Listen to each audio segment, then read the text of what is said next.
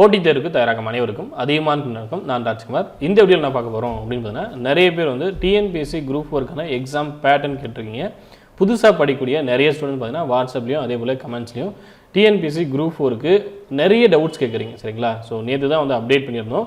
டிஎன்பிஎஸ்சிக்கு பழைய சிலபஸ் படிக்க சொல்லியிருக்காங்க. ஜென்ரல் தமிழ், ஜிஎஸ், மேக்ஸ் இதை படிக்க சொல்லியிருக்காங்க அப்படின்னு சொல்லியிருந்தோம். நிறைய பேர் சந்தேகங்கள் கேட்கறதுனால இந்த வீடியோவில் நான் உங்களுக்கு டீட்டெயில்டாக அப்டேட் பண்ணிடுறேன். எக்ஸாம் பேட்டர்ன் என்ன நீங்கள் பண்ணணும் அப்படின்றத டீட்டெயிலாக நான் சொல்லிடுறேன். அதே போல் இந்த வாய்ப்பை உங்களுடைய கடைசி வாய்ப்பாக நினச்சி படிங்க. டிஎன்பிஎஸ்சி குரூப் 4க்கு நான் படிக்கிறேன் அப்படின்னா இந்த வரக்கூடிய எக்ஸாமில் கண்டிப்பாக கிளியர் பண்ணணும். அடுத்து குரூப் 4 வருது அப்படின்னா 6 மாதத்துலையோ 8 மாதத்துலையோ 10 மாதம் எப்போ வேணாலும் வரட்டும், வரக்கூடிய குரூப் 4ல் கிளியர் பண்ணணும் அப்படின்ற மைண்ட் செட்டில் படிங்க.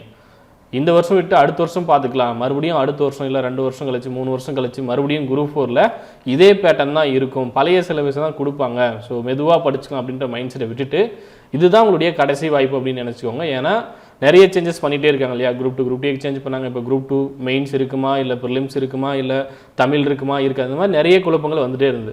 ஸோ அடுத்த டைமும் இந்த மாதிரியான ஆசிலேஷனுக்கு நீங்கள் போகாமல் உங்களுடைய காலத்தை நீங்கள் விரயம் பண்ணாமல் உங்களுடைய டைம் என்ன அப்படின்றத டிசைட் பண்ணிவிட்டு உங்களுடைய உழைப்பை வரக்கூடிய குரூப் 4க்கு ப்ராப்பராக யூஸ் பண்ணிங்க அப்படின்னா கண்டிப்பாக உங்களால் எக்ஸாமில் கிளியர் பண்ண முடியும். ஸோ நான் மறுபடியும் சொல்கிறதா, இது உங்களுடைய கடைசி வாய்ப்பாக நினச்சி படிக்க ஸ்டார்ட் பண்ணிக்கோங்க. சரிங்களா? ஸோ பழைய சிலபஸ் பேஸ் பண்ணி தான் உங்களுக்கு எக்ஸாம் நடக்க போகுது அப்படின்னா உங்களுக்கு 200 வினாக்கள். ஸோ டோட்டலாக உங்களுக்கு எவ்வளோ வினாக்கள் கேட்பாங்க அப்படின்னா 200 வினாக்கள். ஒவ்வொரு வினாக்களுக்கும் எவ்வளோ மதிப்பெண் அப்படின்னு பார்த்தா 1.5 மதிப்பெண். சரிங்களா? ஸோ ஓஎம்ஆர் மெத்தடில் தான் உங்களுக்கு எக்ஸாம் நடக்கும். எழுத்து தேர்வுக்கான பாடத்திட்டம் ஏற்கனவே நீங்கள் பார்த்துருப்பீங்க. ஒற்றை தேர்வுத்தாள். ஸோ ஒரே ஒரு எக்ஸாம் தான், உங்களுக்கு ரிட்டன் எக்ஸாம் மட்டும்தான் இருக்கும். மெயின்ஸோ இல்லை இன்டர்வியூ உங்களுக்கு இருக்காது. சரிங்களா? குரூப் 4 பொறுத்தவரையும் இதில் என்னென்ன இருக்கும் அப்படின்னு பார்த்தீங்கன்னா பொது தமிழ் ஆர் ஜென்ரல் இங்கிலீஷ். சரிங்களா? பொது தமிழ் அல்லது பொது ஆங்கிலம் இருக்கும். மொத்தமாக அதில் 100 வினாக்கள் கேட்பாங்க. அதே போல் பொது அறிவு, history, polity, INM, economics, geography, அதே போல் மேக்ஸ். சரிங்களா? பொது அறிவு. ஸோ உங்களுக்கு நடப்பு நிகழ்வுகள், சயின்ஸ் இதெல்லாமே பொது அறிவுக்குள்ளே வந்துடும். டாபிக் வைஸ் உங்களுக்கு கொடுத்துருப்பாங்க. சிலபஸ் நான் ஷோ பண்ணுறேன். சரிங்களா? ஸோ பொது அறிவில் மொத்தமாக உங்களுக்கு 75 வினாக்கள் கேட்பாங்க. மேக்ஸில் 25 வினாக்கள் கேட்பாங்க. மொத்தமாக உங்களுக்கு 200 வினாக்கள். ஒவ்வொரு கேள்விக்கும் 1.5 மதிப்பெண். டோட்டலாக உங்களுக்கு 300 மதிப்பெண். சரிங்களா?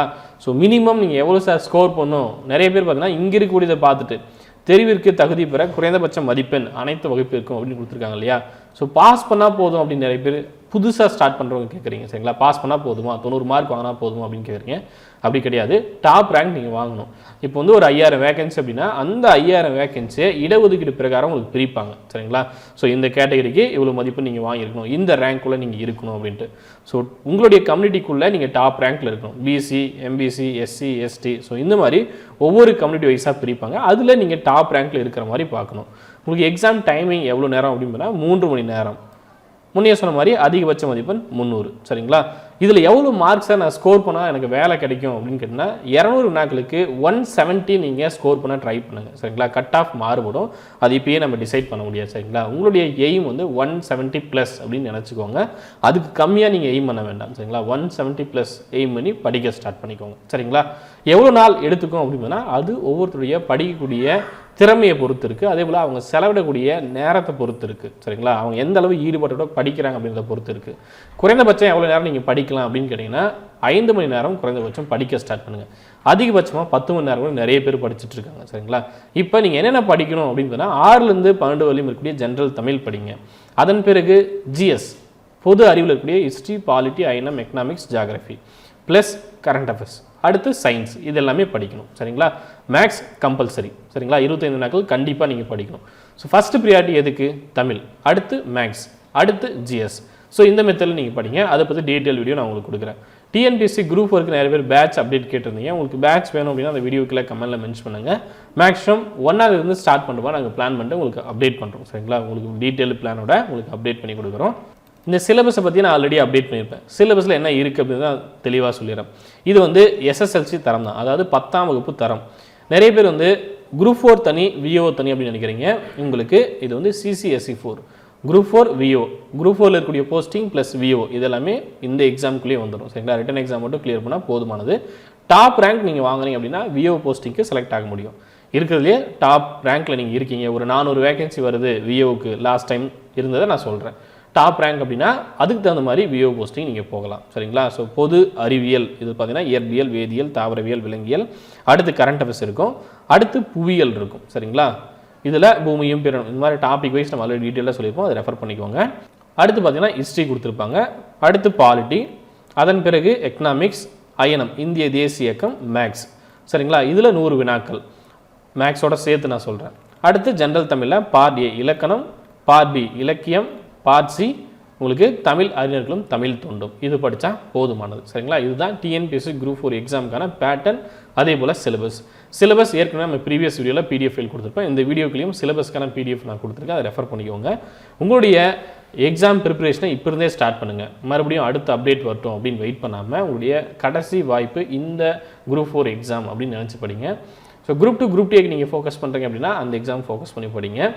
குரூப் 4 நான் எய்ம் பண்ணுறேன் அப்படின்னா இப்போ இருந்து படிக்க ஸ்டார்ட் பண்ணிக்கோங்க. ஜென்ரல் தமிழ் படிங்க, மேக்ஸ் படிங்க, ஜிஎஸ் டாபிக்லாம் படிங்க சரிங்களா. தைரியமாக படித்து மட்டும் தான் எக்ஸாமில் கிளியர் பண்ண முடியும். கடைசி நேரத்தில் படிச்சிங்க அப்படின்னா கண்டிப்பாக கிளியர் பண்ணுறது ரொம்ப ரொம்ப சிரமமாயிடும், கட் ஆஃப் எகிரிட்டு போயிடும் சரிங்களா. ஸோ முடிஞ்ச வரையும் இப்போ இருந்து மெதுவாக படிக்க ஸ்டார்ட் பண்ணுங்கள். எக்ஸாம் நோட்டிஃபிகேஷன் வரும்போது உங்களுக்கு ரொம்ப எளிமையாக இருக்கும் சரிங்களா. அந்த டைமில் நீங்கள் நிறைய ரிவிஷன் பண்ணணும். உங்கள்கிட்ட குரூப் 4க்கு படிக்காத புத்தகங்கள் இல்லை அப்படின்னா சமச்சீர் புக்கை பேஸ் பண்ணி உங்களுக்கு புக்ஸ் வந்து ரெடி பண்ணியிருக்கோம். ஹிஸ்ட்ரி, பாலிட்டி, அயனம், எக்கனாமிக்ஸ், ஜியாகிரஃபி இந்த 5 புத்தகங்கள் தமிழ் மீடியம், இங்கிலீஷ் மீடியமில் அவைலபிள். இங்கிலீஷ் மீடியமில் 28ஆம் தேதி வந்து டிஸ்பேச் பண்ணுறோம். Tamil medium books available. அதே போல் தமிழ் மீடியமில் பயாலஜி, கெமிஸ்ட்ரி, ஃபிசிக்ஸ் இந்த 3 புத்தகங்களும் இருக்குது. டோட்டலாக தமிழ் மீடியமில் 8 புத்தகங்கள் அவைலபிள். இங்கிலீஷ் மீடியமில் சயின்ஸ் புக்கான ஒர்க் போயிட்டுருக்கு, அதை பற்றின அப்டேட் தனியாக கொடுக்குறோம் சரிங்களா. புக்ஸ் வேணும் அப்படின்றவங்க இந்த வீடியோ கீழே இருக்கக்கூடிய டீட்டெயில்ஸை செக் பண்ணிக்கோங்க. அதே போல் இந்த நம்பருக்கு கான்டாக்ட் பண்ணி நீங்கள் புக் பர்ச்சேஸ் பண்ணிக்கலாம். இல்லை நம்மளுடைய வெப்சைட் athiyamanteam.com போய்ட்டும் நீங்கள் புக்ஸை பர்ச்சேஸ் பண்ணிக்கலாம். உங்களுக்கு வேறு ஏதாவது டவுட் இருக்குது அப்படின்னா அந்த வீடியோக்கில் கமெண்ட்டில் மென்ஷன் பண்ணுங்கள். இந்த வீடியோ உங்களுக்கு பிடிச்சா லைக் பண்ணுங்கள், கமெண்ட் பண்ணுங்கள், மறக்காமல் உங்கள் ஃப்ரெண்ட்ஸ் வீடியோ ஷேர் பண்ணுங்கள். டெய்லியும் படிக்கிறது மட்டும் கைவிட்டுறாதீங்க. நன்றியுடன் அதியமான் குழுமம், கட்டளை தரும் ஆற்றல் வரும். நன்றி, வணக்கம்.